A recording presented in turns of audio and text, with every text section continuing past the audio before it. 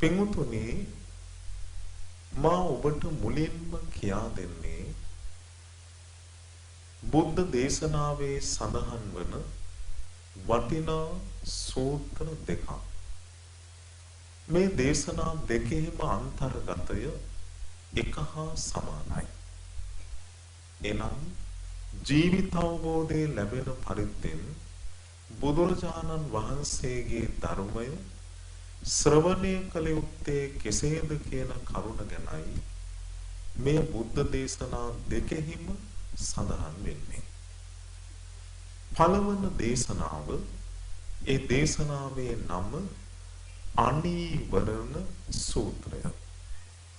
මේ අනීවරණ සූත්‍රයේහි ධර්මය ඉගෙනගත යුතු ක්‍රම 4ක් පිළිබඳව බුදුරජාණන් වහන්සේ වදාළා. එයින් පළවන කරුණ, ඒකට පාලියෙන් කියනවා අත්තිකත්වා කියලා. අත්තිකත්වා කියලා කිව්වේ ධර්ම ශ්‍රවණය කරන ශ්‍රාවකයෙක් තුල මෙන්න මෙහෙම බලාපොරොත්තුවක් තියෙන්න ඕන. ඒ තමයි මේ ධර්ම දේශනාව ශ්‍රවණය කරන මාගේ සිත තුල පවතින පංච නීවරණ ධර්මයන් දුරු වේවා. සප්ත බොජ්ජංග ධර්මයන් මනාකොට වැඩෙත්වා.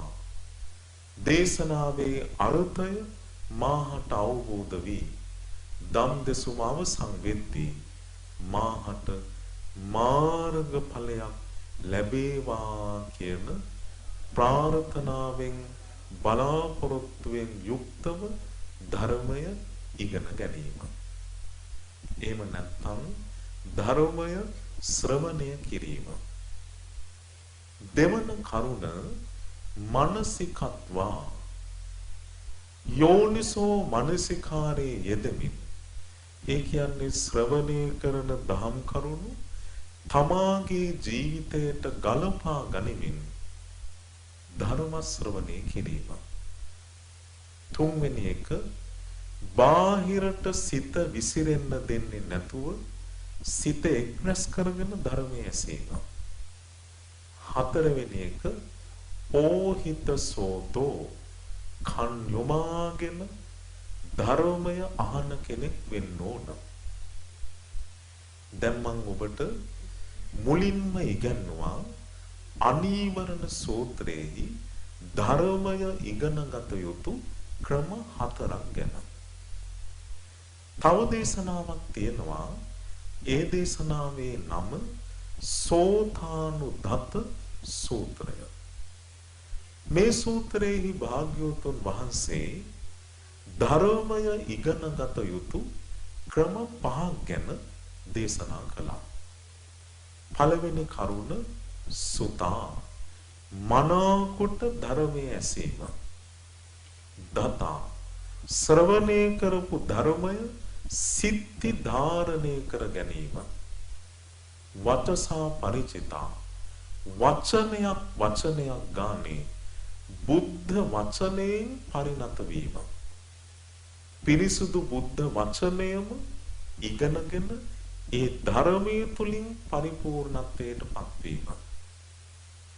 මනසානුපෙක්ඛිතා, එහෙම ඉගෙනගත් බුද්ධ වචනේ අර්ථය තමන්ට තේරෙන භාෂාවකින් නුවණින් මෙනෙහි කිරීම.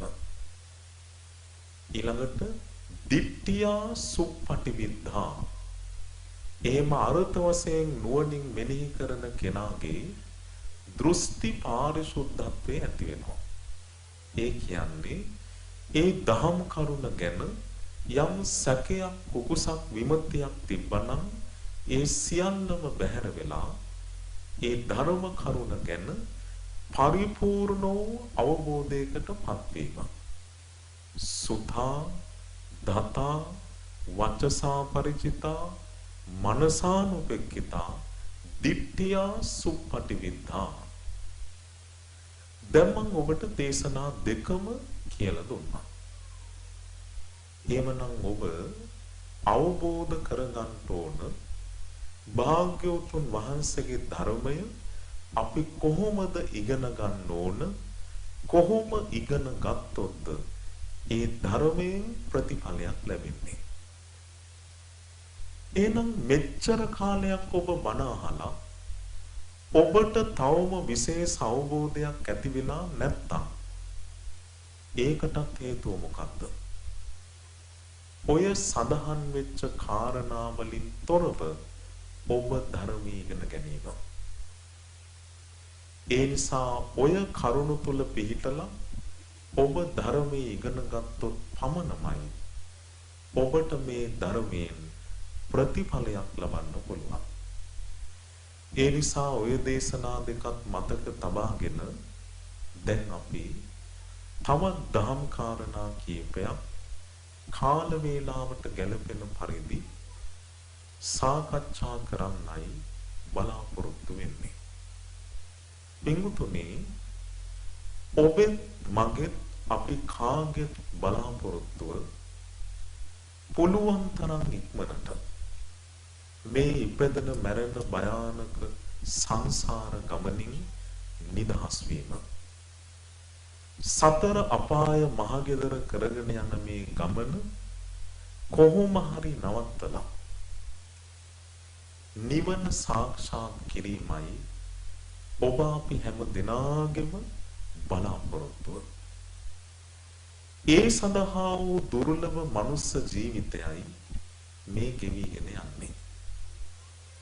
දැන් මේ අවුරුද්ද අවසානයක මේ පටිගත කිරීම සිද්ධ වෙන්නේ. සමහර විට මේ දේශනාව විකාශනය වෙන්නේ අලුත් අවුරුද්දක. එතකොට අපේ ජීවිත වසරක් ගෙවිලා තව වසරක් උදා වෙනවයි කියලා කියන්නේ අපිට නිවන අවබෝධ කරන්න තිබුණු ක්ෂණ සම්පත්තිය අවුරුද්දකින් අවසන් වුණයි කියන එක. පින්වතුනි, කැලෙන්ඩරේ අලුත් වුණාට ඔබේ මගේ ජීවිත නම් අලුත් වෙන්නේ නැහැ. අපි හැම දිනම තත්පරයක් පාසා දවසක් සතියක් මාසයක් වසරක් පාසා ජරා මරණ ශෝක පරිදේවාදී සියලු දුකටමයි උරුමකම් කියන්නේ. දැන් මේ අවුරුද්ද උනත් ඔබ සමහර විට මේ අවුරුද්ද පටන් ගන්න ඇත්තේ කිරි උතුරවලා කිරිවත් කාලා ඊළඟට බොහෝ බලාපොරොත්තු හදවතේ පොදි බැඳගෙන. හැබැයි පින්වතුනි, අපි දන්නේ නැහැ මේ උදා වෙච්ච අලුත් අවුරුද්දද දන්නේ ඔබ මරණයටපත් වෙන අවුරුද්ද. මේ අවුරුද්දද දන්නේ නැහැ ඔබ සදහටම එකතැන් වෙන අවුරුද්ද. කිරිබත් කාලා සැමරුවට මේ අවුරුද්දද දන්නේ නැහැ ඔබට පිළිකාවක් වගේ හොඳ කරන්න බැරි අසනීපයක් හැදෙන අවුරුද්ද. ගිය අවුරුද්දෙත් කිරිබත් කාපු අය තමයි බෝම්බෙට අහුවෙලා කෑලි ගිහිල්ලා මලේ. ඒ නිසා ඔබේ මගේ ජීවිත ගැන මොන වගකීමක්ද? අලුත් අවුරුද්දක අලුත් බලාපොරොත්තු තිබුණට මරණය, ඊළඟට ලෙඩවීම, වයසට යාම, කායික දුක්, මානසික දුක් ආදී මේ සියලු දේවල් වලින් ඔබේ මගේ ජීවිතය අසරණයි.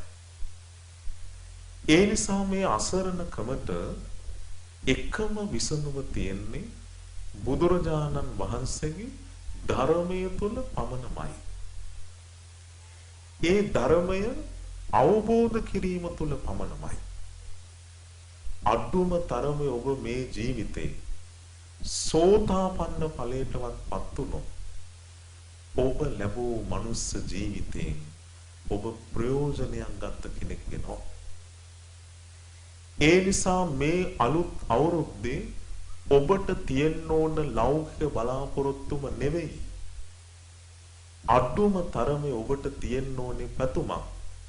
මම මේ අවුරුද්දේ කොහොම හරි සෝතාපන්න ඵලයටවත් පත් වෙනවා කියලා. හැබැයි ඉතින් මේ ප්‍රාර්ථනාව ඉබේ ලැබෙන්නේ නැහැ. ඒ උදෙසා වූ ප්‍රතිපදාවක් තුළ ජීවත් වෙන්න ඕන. මගඵල ලබන වැඩපිළිවෙල ජීවිතය අනුගමනය කරන්න ඕන. වැඩපිළිවෙලකින් තොරව ප්‍රතිඵල නැහැ. ප්‍රාර්ථනාවකින් පමණක් ප්‍රතිඵල නැහැ. ඊට අදාළ වූ ප්‍රතිපත්තියේ යෙදෙන කෙනෙක් වෙන්න ඕන. නිවන් දකින්න නම් නිවන් මාගේ හැසිරෙන කෙනෙක් වෙන්න ඕන.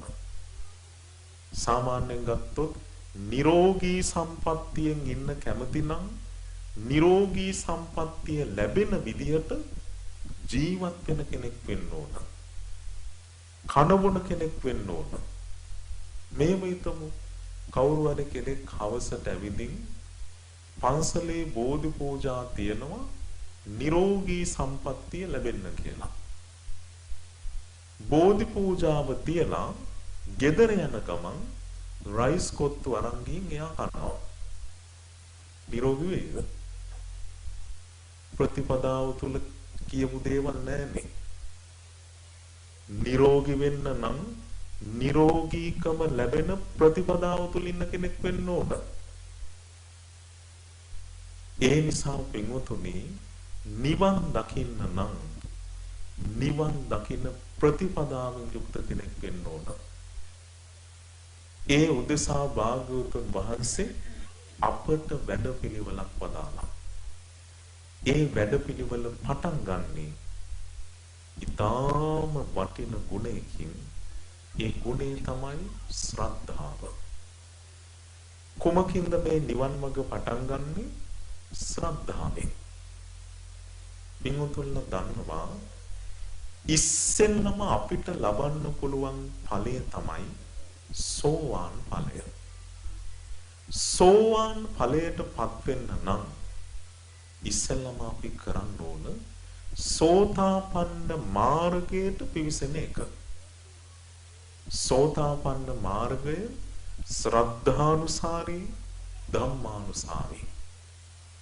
ශ්‍රද්ධානුසාරී භාවය ගැන භාග්‍යවතුන් වහන්සේ ලස්සනට සංයුක්ත නිකායේ ඔක්කන්ත කියන සංයුක්තයේදී වදාළා. මහණෙනි යම් කෙනෙක් තථාගතයන් වහන්සේ වදාළ හේතුඵල ධම ගැන ශ්‍රවණය කරන්න ලැබුණට පස්සේ මේ ධර්මේ නම් සත්‍යයක්මයි කියලා ශ්‍රද්ධාවෙන් අදහාගෙන ඒ තුලම බැසගෙන වාසය කරයිද අන්නේ ශ්‍රාවකයට කියනවා සද්ධානුසාරී කියලා.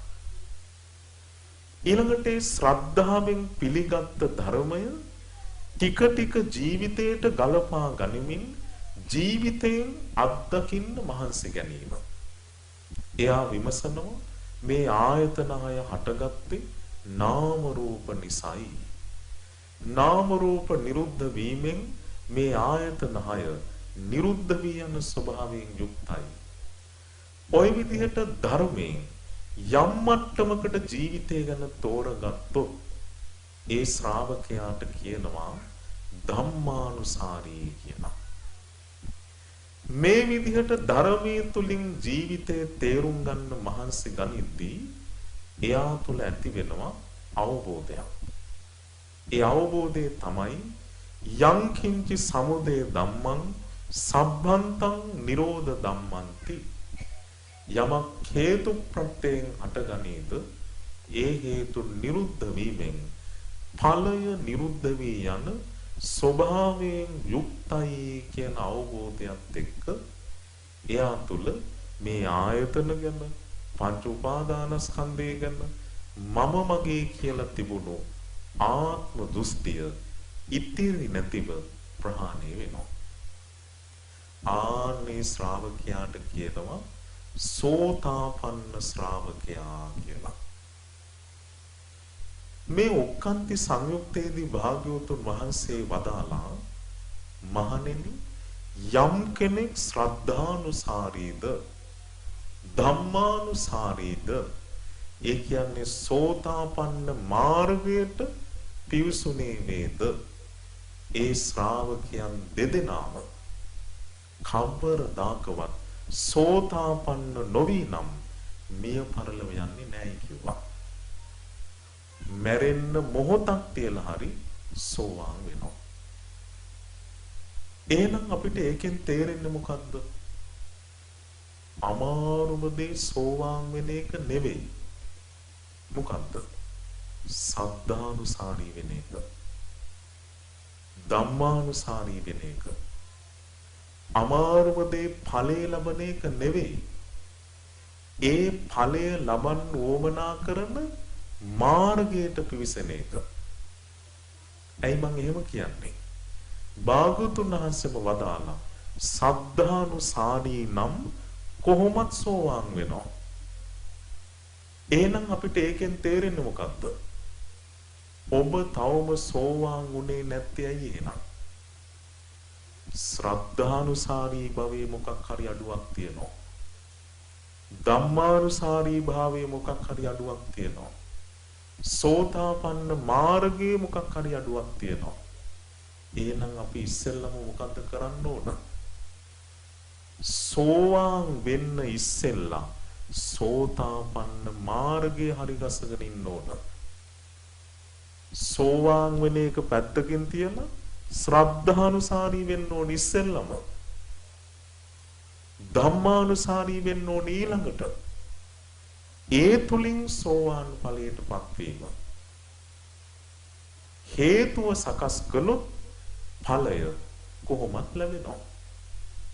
කලින් වගේ නිරෝගී සම්පත්තිය ලැබෙන විදිය කෑම බීම කන කෙනෙක් නම් කොහොමත් නිරෝගී කෙනෙක්.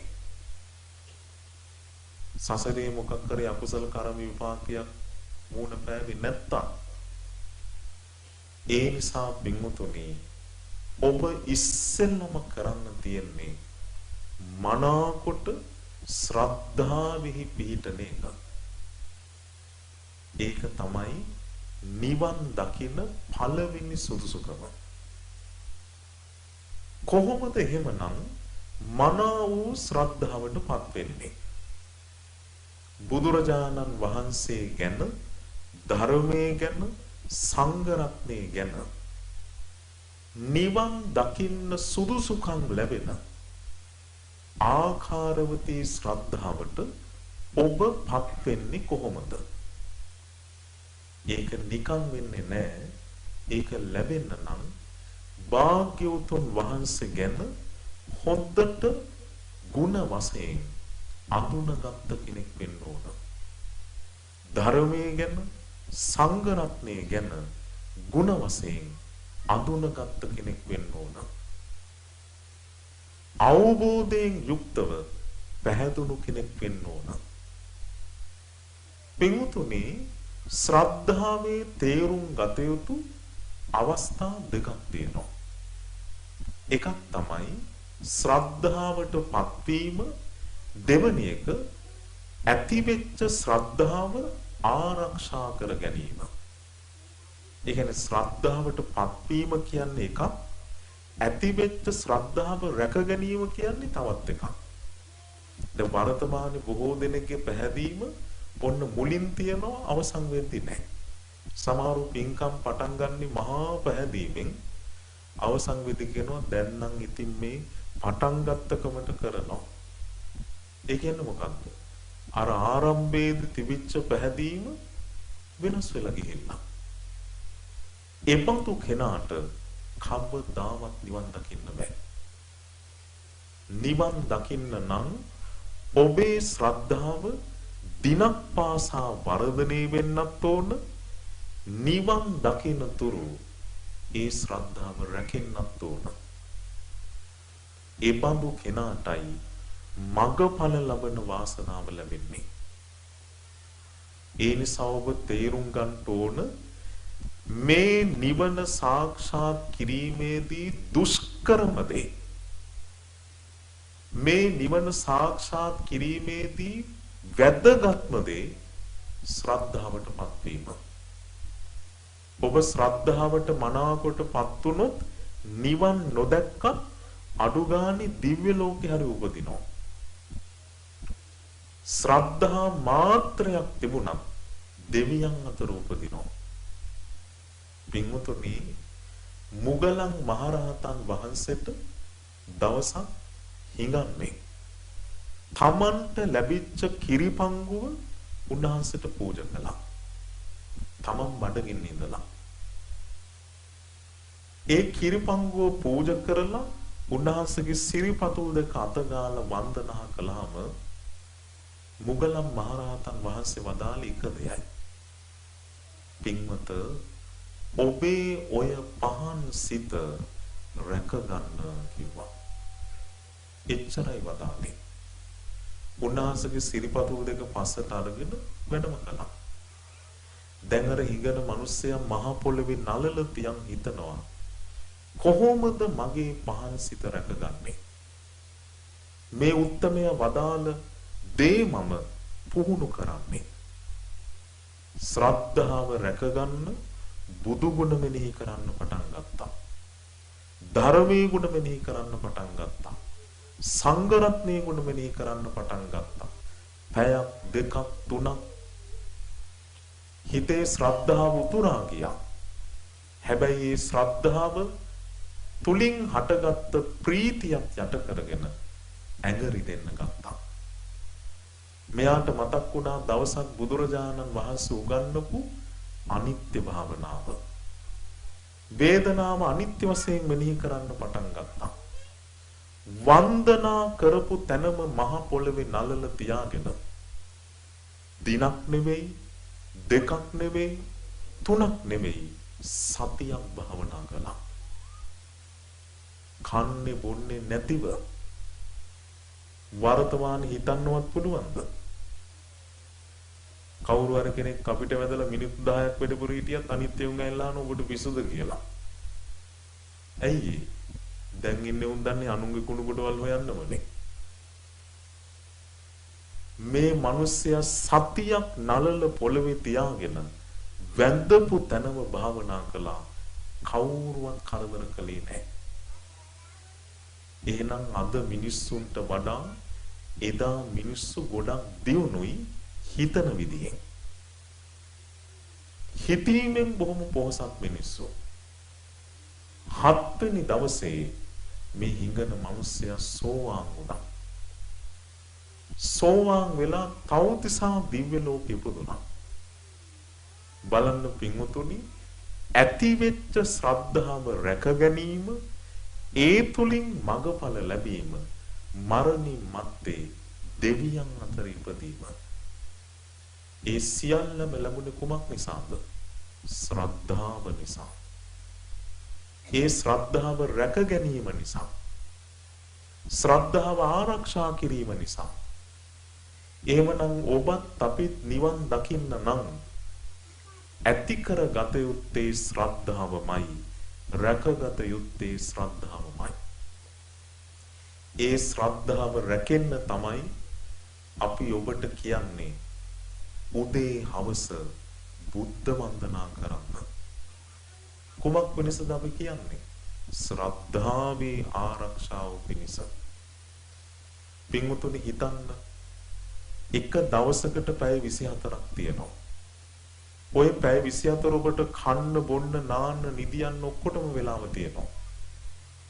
මෙච්චර ಗುಣ තියෙන දෙව් බමුණු පවා වැඳුම් පිදුම් කළ කෝටි ලක්ෂයක් සක්වල කම්පා කරමින් ධර්ම දේශනා කොට වදාළ ඒ බුදු ගුණයට මහා පොළොවත් කම්පා වුණා. සාරා සංකේය කල්ප ලක්ෂයක් ඔබ අප වෙනුවෙන් උන්වහන්සේ දුක් විඳා. එහෙව් භාග්‍යවතුන් වහන්සේ නිසයි අපිට නිවන ගැන අහන්නවත් ලැබුණේ. ඒ නිවන අවබෝධ කරන්න බලාපොරොත්තුවෙන් ඉන්න ඔබ හිතලා බලන්න. පැය 24ක් තියෙන එක දවසක 1 මිනිත්තු 20ක් වෙන් කරගෙන භාග්‍යවතුන් වහන්සේව වැඳපු නැති දවස් කීයක් ඇද්ද? එහෙමයිද මේ නිවන් යන්න හදන්නේ? ඔබේ ජීවිතේ භාග්‍යවතුන් වහන්සේට මිනිත්තු 20ක් වැඳපු නැති දවස් 10 ගාණක් ඇති. ලැජ්ජ වෙන්න ඕන. බෞද්ධ කියලා කියන්න. මහලොකුට නිවන් දකින්නලු ඉන්නේ. තමන්ගේ සාසුරුන් වහන්සේට මිනිත්තු 20ක් වඳින්න බැරි යවුන්ගේ මොකද්ද තියෙන ශ්‍රද්ධාව? ඒ නිසා පින්වතුනි ඔබේ ජීවිත ඔබට ටීවී බලන්න වෙලා තියෙනවා. භාග්‍යවතුන් වහන්සේ වෙනුවෙන් මිනිත්තු 20ක් වෙන් කරන්න බෑ කියන්නේ ඇයි? ටීවී බලන තරම්වත් භාග්‍යවතුන් වහන්සේ වටින්නේ නැහැ කියන එක. එහෙම වුන් තමයි මේ අභිධර්ම පන්ති යන්නේ සෝවාන් වෙන්න. භාවනා පන්තිත් යනවා සෝවාන් වෙන්න. මිනිත්තු 20ක් බුදුන් වඳින්න නැතිව. ලැජ්ජ වෙන්න ඕන. තමන්ගේ සාසුන් වහන්සේට වන්දනා කරන කෙනයි මනා ශ්‍රද්ධාවෙන් පිහිටපු කෙනෙක් වෙන්නේ. පින්වතුනි මෙතනදී අපි තේරුම් ගන්න ඕන මෙන්න මේ දේ. මේ වර්තමාන මිනිස්සු පටලගත්ත දෙයක් තියෙනවා. ඒ තමයි ආමිස පූජාවත් ප්‍රතිපත්ති පූජාවත්. ආමිසයත් ප්‍රතිපත්තියත් වෙන් වෙන්නේ සිද්ධ කරන ක්‍රියාවෙන් නෙවෙයි. ඒ අවසන් වී තමන්ගේ සිතේ ඇතිවෙන චේතනාවෙන්. ඒ නිසා ප්‍රතිපත්තියත් ආමිසයත් ධර්මයේ වෙන් වෙන්නේ එහෙමයි. ඒ කියන්නේ කවුරු හරි කෙනෙක් බුද්ධ වන්දනා කරලා බුද්ධ පූජාව තියලා චෛත්‍ය වන්දනාවක් කරලා නිවන නම් ප්‍රාර්ථනා කරන්නේ ඒක ප්‍රතිපත්ති පූජාවක්. ඒක දන්නේ නැති වුන් තමයි කියන්නේ බුදුන් වැඳලා වැඩක් නැහැ. භාවනා කරන්නමයි ඕන. හැබැයි භාවනා කරලා දිව්‍ය ලෝක සැපනම් පතන්නේ ඒ කාමිසේටයි. අභිධර්ම පන්ති ගිහිල්ලා දිව්‍ය ලෝක සැපනම් පතන්නේ ඒකයි තිත්තාමිසේට. ඔන්න ඕක වර්තමාන මිනිස්සු අඳුනගෙන නැහැ. මිනිස්සුන්ට හිතේ බුදුන් වඳින කාමිසයක්, දම්පින්කම් කරන කාමිසයක්, චෛත්‍ය පූජා කරන කාමිසයක්. ආමිසයක් වෙන්නේ හිතන විදිහේ. දානයක් උනක් දීලා මේ දාන පින්කම මට තණ්හාව දුරු කරලා නිවන පිණිස හේතු වේවා කියලා හිතුවොත් දානයත් අයිති වෙන්නේ ප්‍රතිපත්තියට. ඔන්නෝක වර්තමාන මිනිස්සු අඳුනන්නේ නැහැ. ඒ නිසායි මිනිස්සු පින්කම් වලට ගරහන්නේ. භාග්‍යවතුන් වහන්සේට වැඳුම් පිදුම් කරනවට ගරහන්නේ. ඒ නිසා ඔබේ ජීවිතය ඔබ නිවන් දකින්න කැමති නම් ඉස්සෙල්ලම උදේ හවස බුදුන් වඳින කෙනෙක් වෙන්න. ඔබ හිතන්නකෝ මේ පහුගිය අවුරුද්දේ දැන් දවස් 365ක් ගෙවුණා.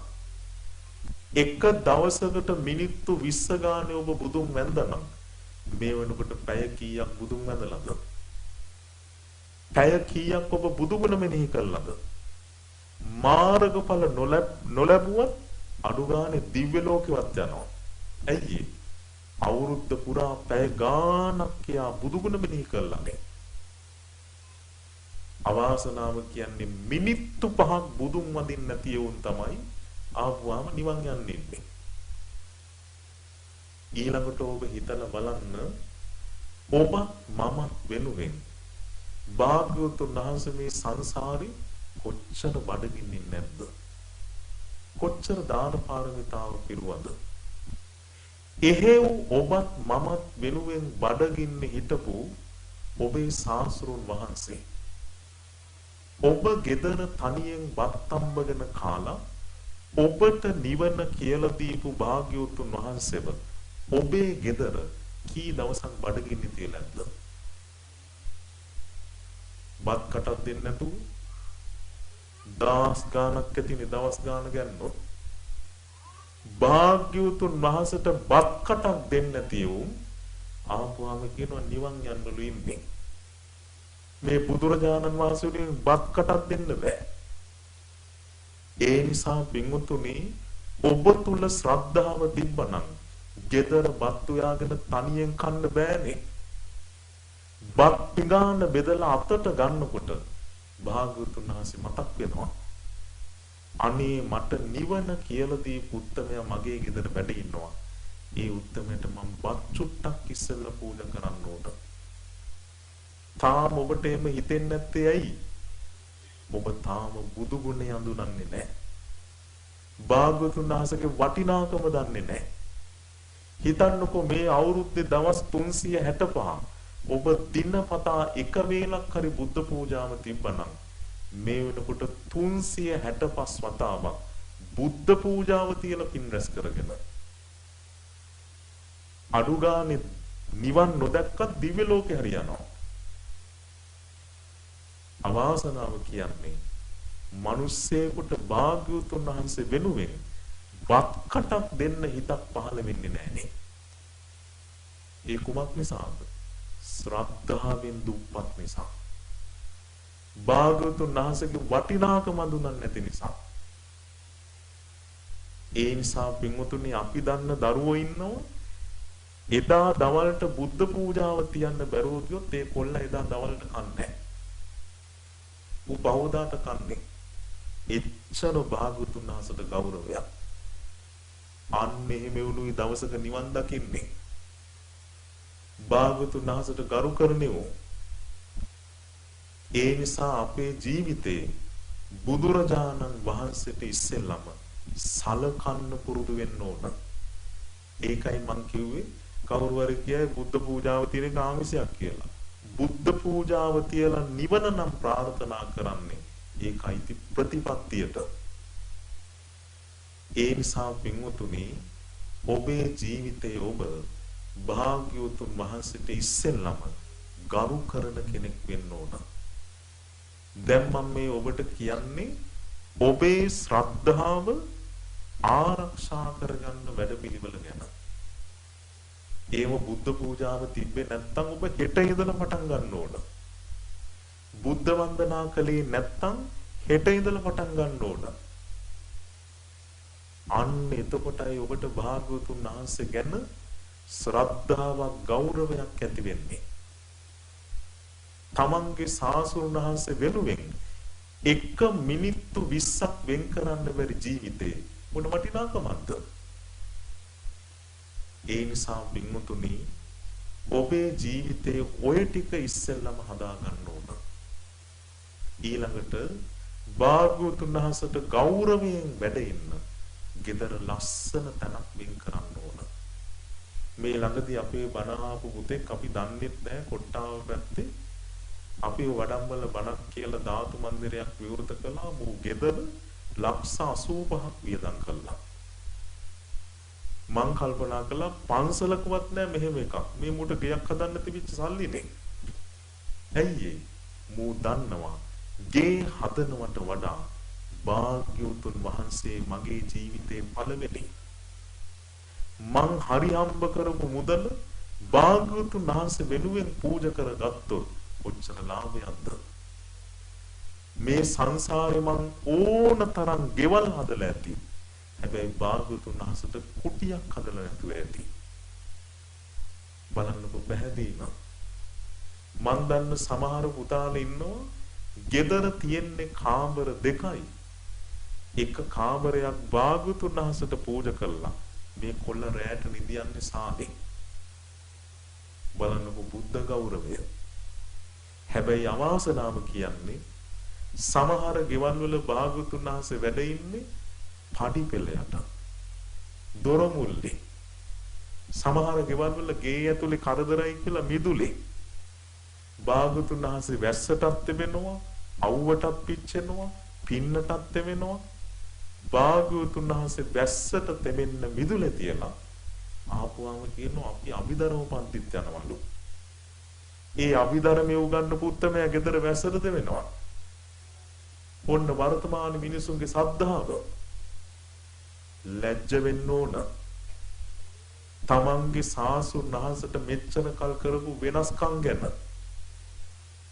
ඒ නිසා පින්වතුනි ලක්ෂ 20 වියදම් කරලා බුදුගෙවල් හදන්න ඕන නෑ. අඩු ගන්න ඔබට ඉන්න කියලා හදපු ගෙදරවත් ලස්සනම තැන වටිනම තැන වෙන් කරන්න ඕන භාග්‍යවතුන් වහන්සේට. උන්වහන්සේට ගෞරවයෙන් වැඳුම් පිදුම් කරන්න. ඔන්න ඔය ටික ඉස්සෙල්ලා හදාගන්න. ඔය ටික හැදෙන්නේ නැතුව කවදාවත් නිවන ලැබෙන්නේ නැහැ.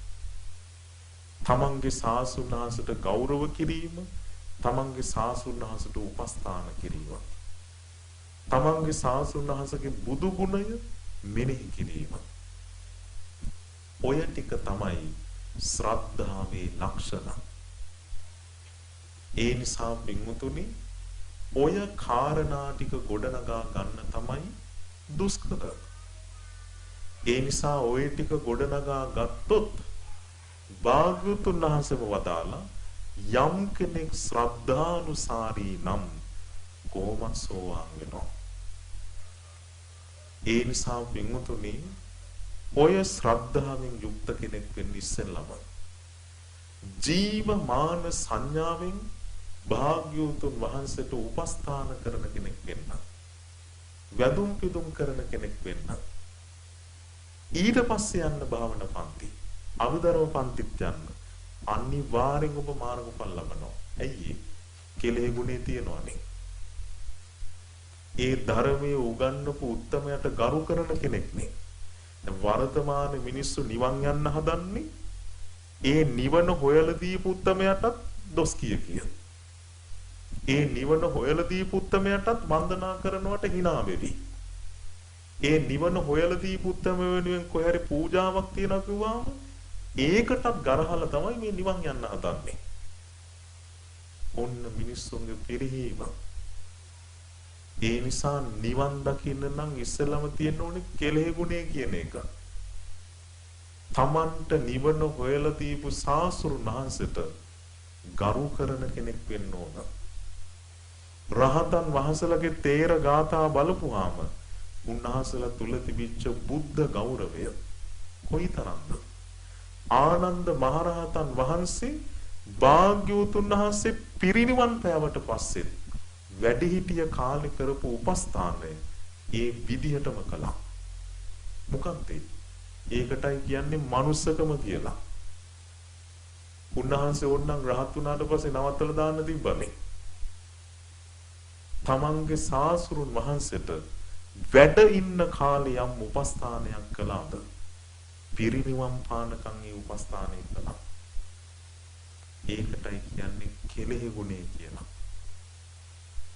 රහතන් වහන්සේ නමක් එච්චර කෙලෙහි ගුණ දැක්කුවා නම් භාග්‍යවතුන් වහන්සේට රහත් වුණාට පස්සේ රහත් වෙන්න ඉන්න අපි කොහොමනම් උන්වහන්සේට කෙලෙහි ගුණ දක්වන්න ඕනද? ඒ නිසා පින්වතුනි ඔන්න ඔය ශ්‍රද්ධාව මේ අලුත් අවුරුද්දේ ඔබේ ජීවිත තුළ ඇති වෙන්න ඕනි ඉස්සෙල්ලම. මං කිව්වේ ඒකයි ඔබ බුද්ධ වන්දනා කළේ නැත්නම් අද ඉඳලා පටන් ගන්න ඕන. බුද්ධ පූජාව තිබ්බේ නැත්නම් අද ඉඳලා පටන් ගන්න ඕන. භාග්‍යවතුන් වහන්සේට ගෞරවයෙන් වැඩ ඉන්න තැන අනිවාර්යෙන් මේ මොහොතේම ගෙවල් වල හැදෙන්න ඕන.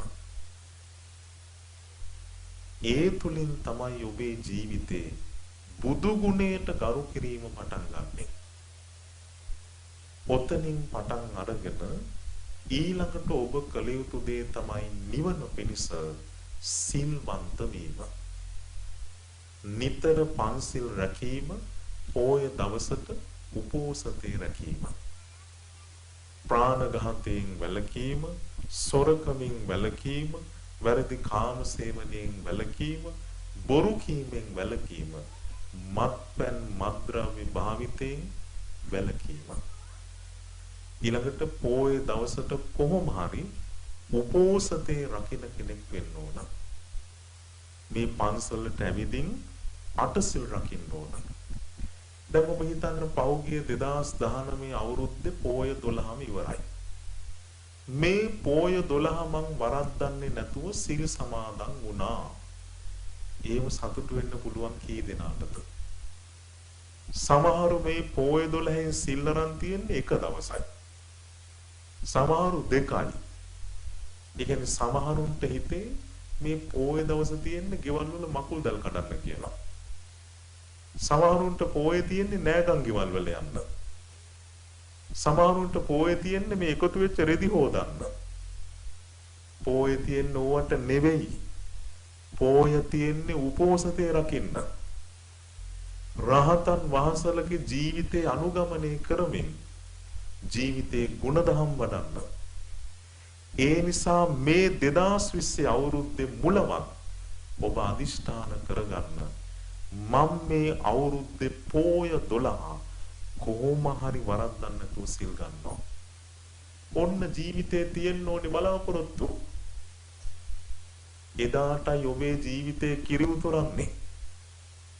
ඔබේ ජීවිතේ ගුණධම් වැඩුවොත් මේ 2020 අවුරුද්දේ මං කොහොම හරි පන්සිල් රකින්නවා. එක සිල්පදයක්වත් මං කඩන්නේ නැහැ. ඔන්න ඔබට තියෙන්න ඕනි බලාපොරොත්තු. ඔය බලාපොරොත්තු ඔබේ ජීවිතේ තිබුණොත් ඔබ ඉක්මනින් නිවන කරා යන කෙනෙක්. ඒ නිසා ඔබ අනිවාර්යයෙන්ම සිල්වන්ත වෙන්න. ප්‍රාණඝාතයේ භයානකයි. තිරිසං ඝාතනයක් කළොත් ආත්භාව 500යි. මනුස්ස ඝාතනයකට ආත්භාව 5000යි. හොරකමත් බරපතලයි. ලේසි නැහැ. ඔය මේ ලංකා ඉතිහාසයේ කතාවක් මං කෙටියෙන් කියන්නම්. දීඝවාපී චෛත්‍යයට මිනිස්සෙක් පූජා කළ කොඩියක්. ඒ කොඩිය ඉතින් මේ කාලේ වගේ print කරපු කොඩි තියෙන්න නැතුව ඇති. කොඩියේ හැඩයට බහපු රෙද්දක්.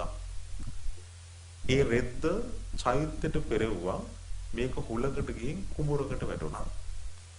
කුඹර හිටිය ගොවියෙක් මේක අහුලගත්තා. ගිහිල්ලා ගත්තත් නෙවෙයි.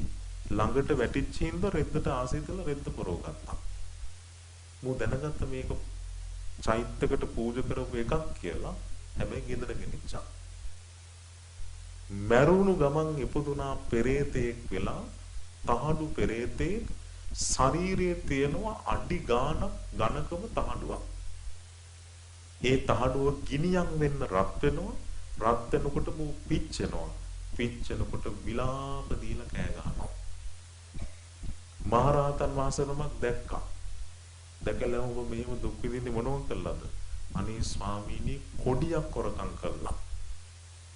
පුළුවන් නම් කොඩි පූජා කළාම පින් දෙන්න කිව්වා. උන්වහන්සේ එදාම මහසෑයට කොඩි 50ක් පූජා කළා. අර තහඩුවේ ඝනකමින් අඟල් 8ක් අඩු වුණා. බොහොම කොඩි 50 ගානේ 1000 පූජා කරපු දවසේ තමයි අර තහඩුව ගැලවිලා බිමට වැටුනේ. ඔන්න හොරකමේ විපාක. දැන් ඔබේ ජීවිතේ ඔබ කොල්ල තියෙන එක හොරකමද? ඔය එකක විපාක කිව්වේ.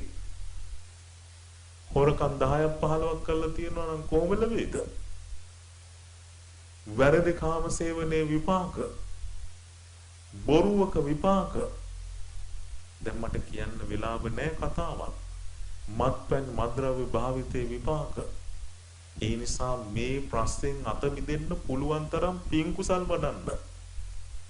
ඒකයි මං කිව්වේ අඩු ගානේ දවසකට මිනිත්තු 20 ගානේ බුදුන් වැන්දෝ පැය ගානක් බුදුන් වැඳපු එකේ කුසලයෙන්වත් අකුසලයේ යටපත් වෙනවා. බුද්ධ පූජාව තියපු පිනෙන්වත් අර අකුසල් ටික යටපත් වෙලා දිවි ලෝකෙවත් යනවා. ඒ නිසා ඔබේ ජීවිතේ ඔබ පරිස්සම් වෙන්න. හොඳට පන්සිල් රකින්න. ඊළඟට භාවනා කරන්නත් ඕන. මම ඔබට කිව්වේ භාවනා කරන්න අභිධර්ම පන්ති යන්න එපයි කියලා නෙවෙයි. අර මූලික අත්තිවාරම ශ්‍රද්ධාව ගොඩනගාගෙන ඒ තුල පිහිටලා ප්‍රඥාව වඩන්න ඕන. බුද්ධ වන්දනා කරමින් භාවනා කරන කෙනෙක්. බුද්ධ පූජා තියමින් අභිධර්ම ඉගෙන ගන්න කෙනෙක්. ඒ කෙනාටයි ශ්‍රද්ධාව කියන කාරණාව මනාකොට තියෙන්නේ. ඒ නිසා අපේ ජීවිතේ ප්‍රඥාවත් ඉබේ වැඩෙන්නේ නැහැ. ප්‍රඥාව දියුණු වෙන්නේ යෝනිසෝ මනසිකාරේ. ජීවිතය ගැන අපි හිතන්න ඕනේ ගැඹුරින්. බුදුරජාණන් වහන්සේ අපිට ඒක ඉගැන්වුවා. නිතරම හිතන්න ඕන මම ලෙඩ වෙන කෙනෙක්. වයසට යන කෙනෙක්. මැරෙන කෙනෙක් බව. මේ හැමදේම తాවකාලික බව. මං කිව්වේ මේ 2020 කිරිබත් කාල පටන් ගත්තට මේ අවුරුද්ද වෙන්න පුළුවන් ඔබ මැරෙන අවුරුද්ද. ප්‍රශ්නේ තියෙන්නේ මැරෙන එක නෙවෙයි. මැරෙන්න කලින් ඔබ මොනවද කළේ කියන එක.